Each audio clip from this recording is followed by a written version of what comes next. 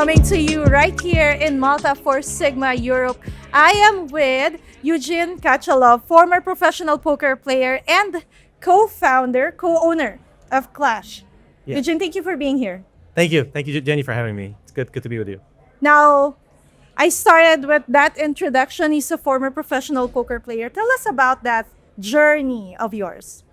Yeah, so I started playing poker right as I was finishing university in New York. Started playing with friends and then kind of found out that there's something called online poker and, started playing there, started making a little bit extra money as I was doing that while I was still as I was graduating college. And then I realized I could make a little bit extra money actually doing it. And I was like, wow, this is pretty cool. I was still living with my parents, but I could make a little bit extra money on it. So I kept at it. I really enjoyed it. I loved the game. I always loved to compete. And eventually I started having a lot of success in poker, and I kind of rose through the ranks and, eventually realized I could make this as a profession. I could become my own boss.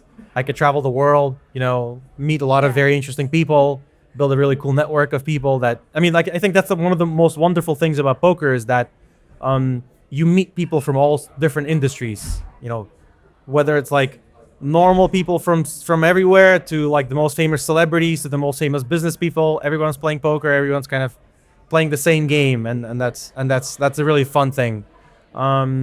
So I started winning more and more, and then I had some I think my life transforming win came in late 2007 when I won a tournament for $2.5 million, and that gave me the freedom to really kind of go really far. And then eventually I became the best player to originate from Ukraine, and I was in 2011 I was the player of the year in the world. I was number one player in the world. So I kind of went to the very highs in poker, and that's how I started. And then eventually I started thinking, what should I do with these winnings? How can I best invest this? I'm honored to be sitting right in front of you, talking to you about, poker. I want to ask you about, you've been in, doing poker for years. How have you seen poker evolve over the years?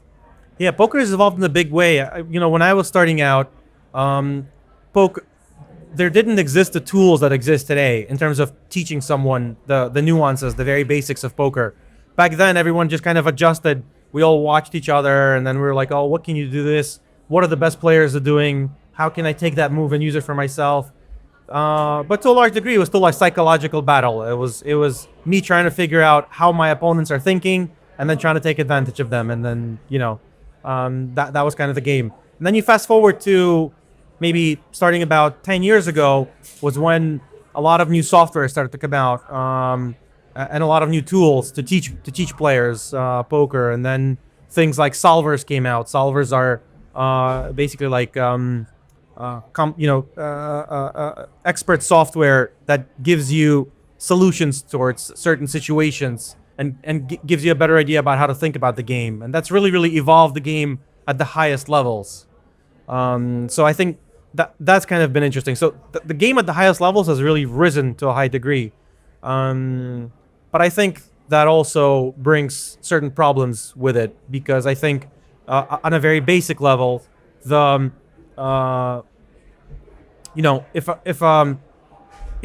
a recreational player was to sit down and play poker 15 or 20 years ago versus like the best poker player, there wasn't that much of a gap in terms of skill level, right? Whereas I think now the gap is much larger. Okay. So basically, if you were to talk about from a business perspective, if you're looking at a customer who's just like wants to deposit $100, and where will they get the most fun out of their $100? I think 15 or 20 years ago, the case could have been made that they would get more. That money would last them longer in poker than it would in blackjack or slots or or sports betting. I'm not so sure if that's the case today. I think because there's so many really tough players. So unless you're really willing to learn poker, that quote unquote $100 deposit may not last as long as you want it to. And I think that's an issue that needs to be tackled for poker to continue to be sustainable and to grow. All right. Now, you've mentioned some challenges there. Are there anything else that you see in the poker industry that you think that we need to, tackle now? Yeah, so I think one of the biggest things, one of the biggest problems in poker, especially in online poker, is the problem with bots. Okay. Because of all these solutions that I told you that exist now, uh, where software gives you certain approaches and solutions to certain positions. So obviously, the next step was for certain kind of bad actors to build bots around this, and then have them automatically play on different sites. And that's obviously something that sites have been battling against, but it's you know it's not an easy war to win. So for a regular player, that's a problem because when they're signing on to a site, they're not sure whether they're playing another human or if they're playing against a bot. That's Yeah. obviously an issue and something that a lot of people are trying to deal with and looking for different ways about how you can deal with that. All right, now I want to go back to you. You've mentioned you were able to invest. Also, can you tell us about life after poker? Your life after poker. Can you share to us a bit about that? Sure, sure. Yeah, so basically something that I saw in poker was like a lot of people. There were a lot of people who made a big success, but then they actually went broke, and that was that was always a fear in me. So I was like thinking, okay, how can I be smart about this? So I realized, okay, I have to kind of smartly diversify some of my winnings, some of my investments outside of poker and into different types of businesses. And I thought the best way to do this would probably be to take some portion and invest it into safe businesses, quote unquote, and then some into more riskier ventures. So, one of my safer investments was, for example, like one of one of the largest sports complexes in New York that I'm a partner in. Like we were one of the biggest tennis clubs, Okay. pools and gyms, stuff like that. Just that's a kind of like an easier to understand kind of safe business. Yeah. And then, part of my investments, I decided to go into more like the startup world and do more riskier things. And then eventually, I also decided to invest into the esports world because I was a big fan of gaming when I was growing up, obviously because of poker. So me and my good friend Luca Pagano, who was also a professional from the poker world, we decided to launch QLASH, which was an esports organization, and today is the largest esports organization in Italy.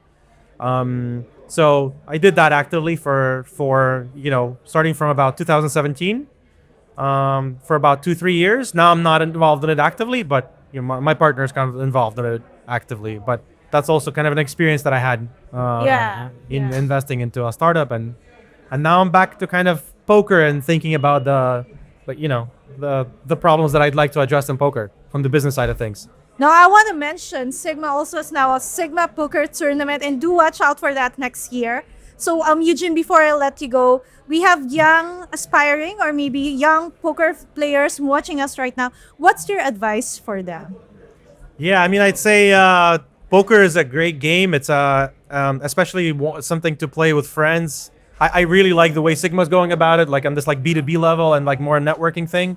I think that's to compete professionally is very few people are able to do that. So I wouldn't advise people to do that unless you're really, really motivated to. But for fun, it's a great game. Just to spend time with friends and chit chat and meet new people. That's the best. That's my favorite thing about poker. So I would definitely encourage people to play. It's a wonderful game. Yes, definitely, Eugene. Thank you so much for your time. I appreciate you and so happy that you're here. Thank you, Jenny. Appreciate it.